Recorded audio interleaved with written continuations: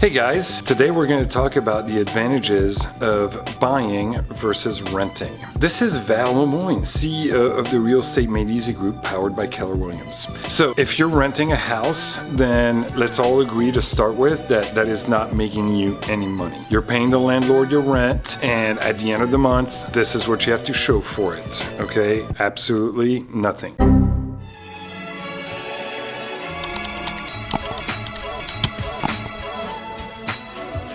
So we're going to take a $300,000 house as an example, which you can rent for about $1,800 per month.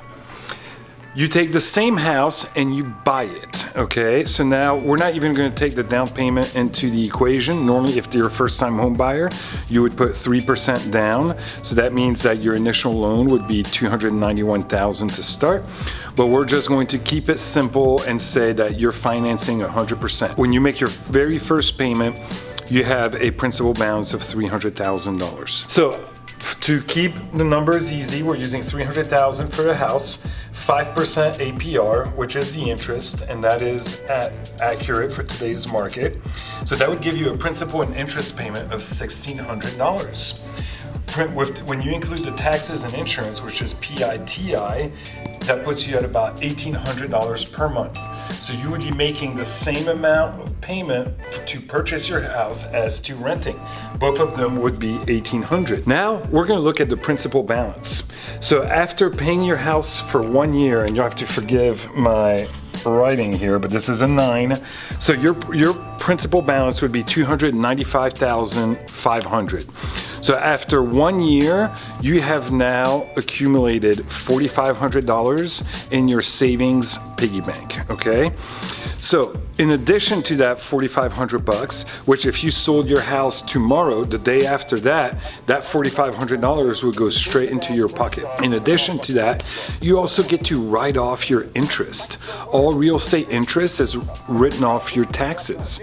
So during that same year, you have another $5,000 that you've paid in interest, which comes out of the $1,800 monthly payment, because you see this is principal, interest, taxes, and insurance. So this I right here is the interest, and you get to write off 100% of that at the end of the year. So let's say that you made $60,000. You owe 20% of that, so that would be $12,000. You would do $12,000 minus $5,000. So instead of paying $12,000 to Uncle Sam, you're only going to pay $7,000 because your property taxes that were paid on your house are taken off the top. So now you've got the $5,000 plus the $4,500. So you've made almost $10,000 just by making 1 year of mortgage payments. And of course, let's not forget rent. We're still at 0. So now let's fast forward for a little bit. 3 years into your payments that you're making on your house, $1,800 per month, you would have a principal balance of $286,000. That means that you're now at $14,000 into the savings piggy bank.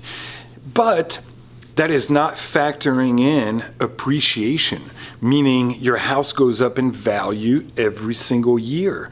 So on average, it's about 2 to 3%. The last 2 years, we're closer to like 17%. 17%, guys, that's 34% in increased value through appreciation in 2 years. Crazy.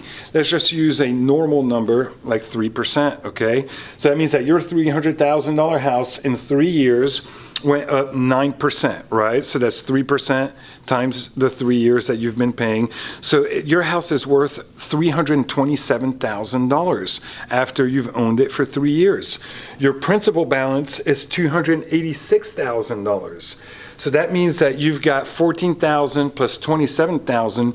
After 3 years, your net worth has increased $41,000 just because you own your house. But now let's include the tax write-off in there too. For 3 years, you've been paying $15,000 less in taxes. That's 5 times 3. So now we're 41 plus 15, $56,000, ladies and gentlemen, that your net worth has gone up just because you decided to buy a house as opposed to renting a house. And now this is where it gets crazy.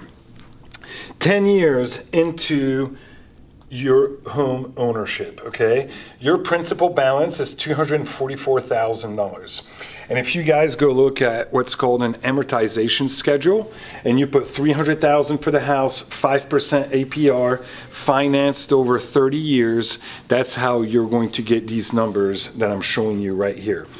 So after 10 years, so that's going to be 30% of appreciation, your house is now worth $400,000 almost after 10 years, but you only owe 44. So you've got over $150,000 in equity in your house.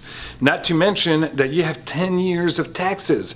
So that's another $50,000 that you have saved by not paying that in taxes. Because again, interest is deductible off of your taxes. So we're talking $200,000 that your net worth has gone up after owning your house for 10 years versus renting for 10 years.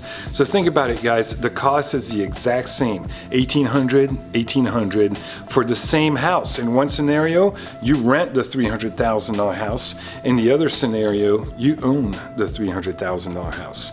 So if you want to be worth an additional $200,000 10 years from today, you should buy a house. Would love to help you in any way that I can with that. This is Val Lemoyne signing off.